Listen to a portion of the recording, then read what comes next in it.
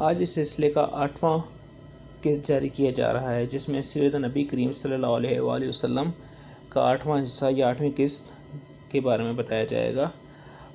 اس کا عنوان ہے کہ بت پرستی کیسے شروع ہوئی اور اس کا آغاز کیسے ہوا۔ جب حضرت ابراہیم علیہ السلام نے حضرت اسماعیل علیہ السلام کے ساتھ مل کر خانہ کعبہ کی تعمیر کی تو آپ کی تبلیغ سے قبائل جرہم اور کتورہ نے دین ابراہیمی قبول کر لیا اور اللہ کو ایک خدا مان لیا۔ حضرت ابراہیم علیہ السلام کے بعد حضرت اسماعیل علیہ السلام کے اثر سے بعد میں مکہ آباد ہونے والے بھی دین حنیف یعنی حضرت ابراہیم علیہ السلام کا دین قبول کرتے رہے۔ تب آل اسماعیل سمیت تمام قبائل مکہ صرف ایک واحد خدا کی عبادت کے قائل تھے اور خانہ کعبہ کا تقدس پوری طرح سے قائم تھا۔ لیکن جب حضرت اسماعیل علیہ السلام کی وفات کے بعد پھر کوئی نبی اہل مکہ کی رہنمائی کے لیے مبعوث نہ ہوا تو آہستہ آہستہ ان میں شرک اور گمراہی پھیلنے لگی۔ پچھلی ایک قسط میں ذکر کیا گیا کہ جب مکہ پر قبیلہ ایاد اور بنو خزاعہ یکے بعد دیگرے حملہ آور ہوئے تو بنو اسماعیل کے کئی قبائل کو مکہ چھوڑنا بھی پڑا۔ تب یہ لوگ برکت کی غرض سے کعبہ کا ایک پتھر بھی اپنے ساتھ لے گئے۔ کعبہ سے نسبت کی وجہ سے وہ اس کی بہت تعظیم کرنے لگے۔ اس تعظیم کا اثر یہ ہوا کہ آہستہ آہستہ آنے والے وقت میں ان کی آل اولاد نے خود اسی پتھر کو معبود مجازی کا درجہ دے دیا۔ اس طرح ان میں شرک رائج ہونا شروع ہوا۔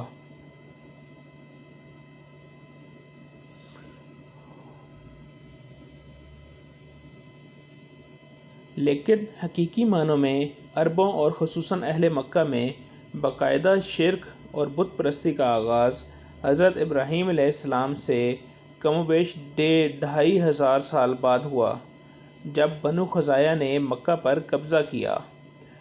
عربوں میں بت پرستی کا آغاز کرنے والا قبیلہ خزاعہ کا سردار عمرو بن لہیعہ تھا۔ یہ شخص خانہ کعبہ کا متولی تھا۔ ایک بار جب وہ شام گیا تو وہاں اس نے لوگوں کو بتوں کی پرستش کرتے دیکھا۔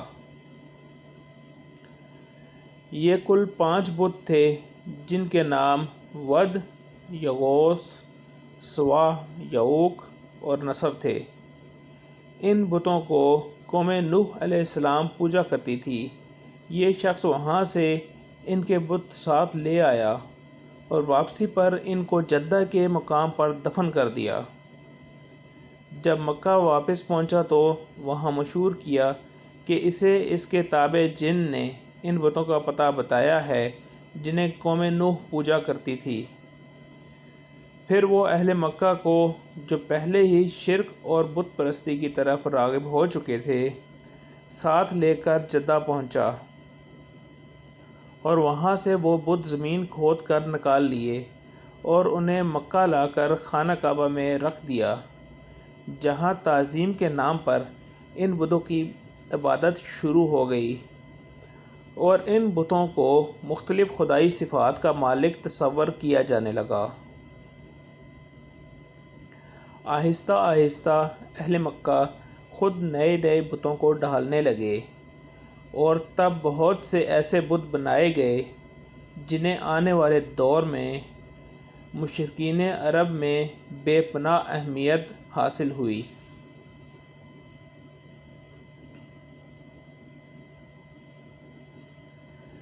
چونکہ کعبہ کی وجہ سے مکہ پورے جزیرہ نما عرب کا مرکز تھا تو جب باہر سے مختلف قبائل کے لوگ حج کے دنوں میں مکہ آتے تو وہاں ان بتوں کی پرستش ہوتے دیکھ کر واپسی پر ان بتوں کی شبیہیں بنوا کر ساتھ لے جاتے اور اپنے علاقے میں ان کو نصب کر کے ان کی پوجا شروع کر دیتے۔